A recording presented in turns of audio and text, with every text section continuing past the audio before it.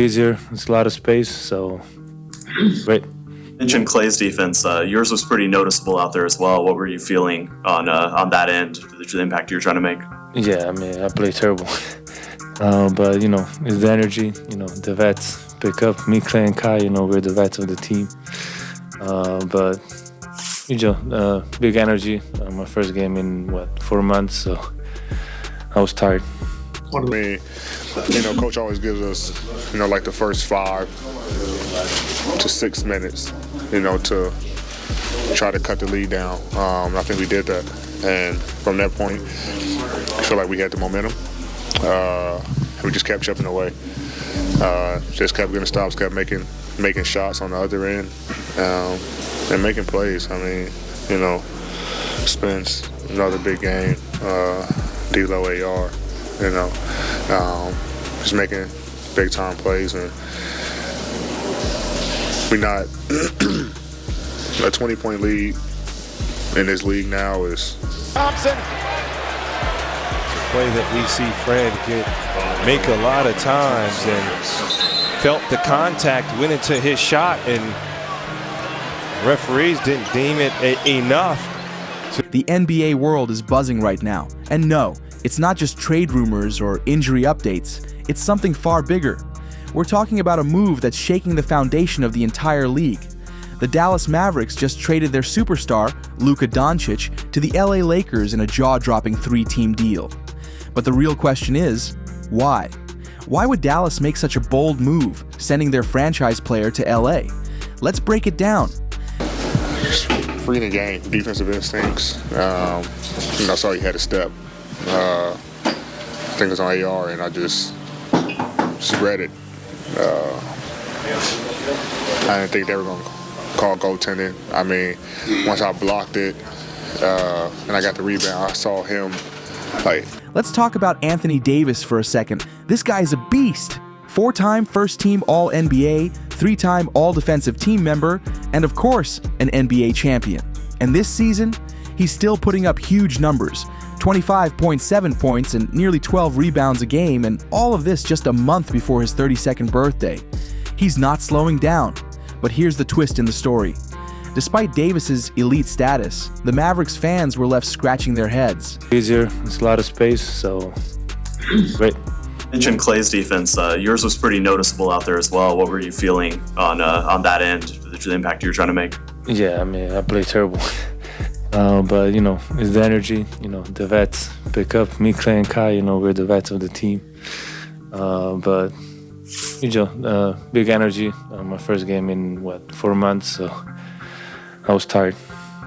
How could they give up Luka Doncic, a guy who led the league in scoring just last season with a jaw-dropping 33.9 points per game? And let's not forget, Luka's been an All-NBA selection for 5 years in a row, all before he turns 26 later this month. So, who exactly did Dallas get in return for Luka Doncic? Well, late Saturday night, the Mavs pulled the trigger on a blockbuster deal that sent Luka, along with Maxi Kleber and Markieff F. Morris, to the LA Lakers. So why would Dallas give up their franchise player, Luka Doncic? According to Mavericks GM Nico Harrison, defense was a major factor in this trade. He pointed out that Luka's shortcoming on that side of the ball was holding the team back, especially when compared to the defensive powerhouse they're getting in Anthony Davis. Harrison made it clear, defense wins championships. With a shoulder injury. The Lakers were simply better. And Davis is a game changer on that end. With the Mavs looking to make a deep playoff push, they needed someone who could dominate both sides of the floor.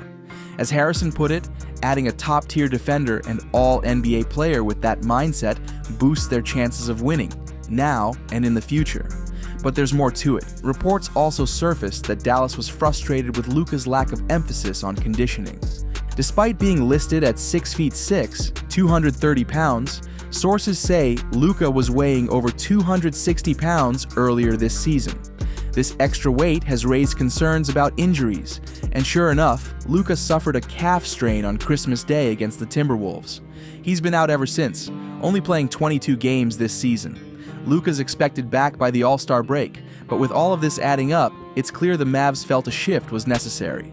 Now, with Davis on board, the pressure's on GM Nico Harrison and head coach Jason Kidd to prove this move was the right one. Now, was LeBron James somehow behind this massive trade? That's the million-dollar question circulating around NBA circles. Tristan Thompson, who knows a thing or two about playing with LeBron, tweeted that this trade had to have a deeper story. Just obviously first look at the last season, how we played, especially in the second half of the season and in the playoffs. Obviously we didn't win it, so it wasn't good enough. But just watch that season, the chemistry we had. And then we added some great pieces to our team, so I'm very happy that we did. What excites you most about having Klay Thompson join this group? I mean, just the kind of player he is. He's won 4 championships. He knows what it takes to win, and obviously he can shoot the ball very good. So I'm really excited to be on. He said, Luka getting traded from Dallas has to have a deeper story behind it. And honestly, he's not wrong. This trade does feel like it came out of nowhere. There's always speculation that LeBron gives his input on roster moves to the Lakers front office, but ESPN reported that LeBron wasn't involved in this deal. Both Luka and Davis were said to have found out about the trade after the Mavs and Lakers reached their agreement. But some voices are still questioning the logic behind this trade. Tim Cowlishaw, sports columnist for the Dallas Morning News, said the deal just doesn't make sense, pointing out how it feels like history repeating itself. He compared it to the Mavs trading away Jason Kidd back when he was only 23, right before Kidd became one of the most iconic players of his era. As Cowlishaw put it, the Mavs traded Kidd before he reached his peak, and now they're doing the same with Luka, who's been a first-team All-NBA player every year, until this injury-riddled season. Meanwhile, LeBron was enjoying a family dinner Saturday night after the Lakers' win over the Knicks when he first heard about the trade. So, did the King have any involvement in pulling the strings? It's unclear, but you can bet this is one story that's still unfolding. So, is Anthony Davis really the right replacement for Luka Doncic in Dallas? Well, it's complicated. Davis has been sidelined after suffering an abdominal strain in the Lakers' recent loss to the 76ers, and reports say he'll miss at least a week.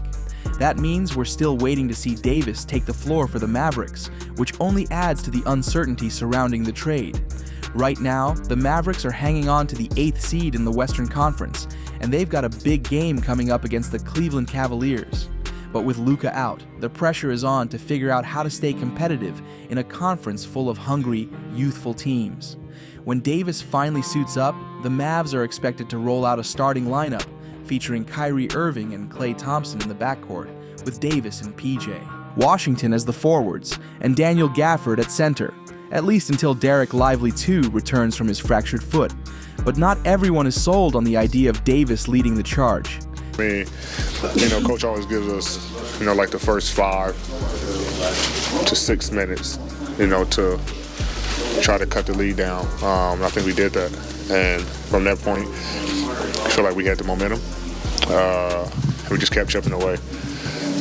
Just kept getting stops, kept making shots on the other end, and making plays. I mean, Spence, another big game.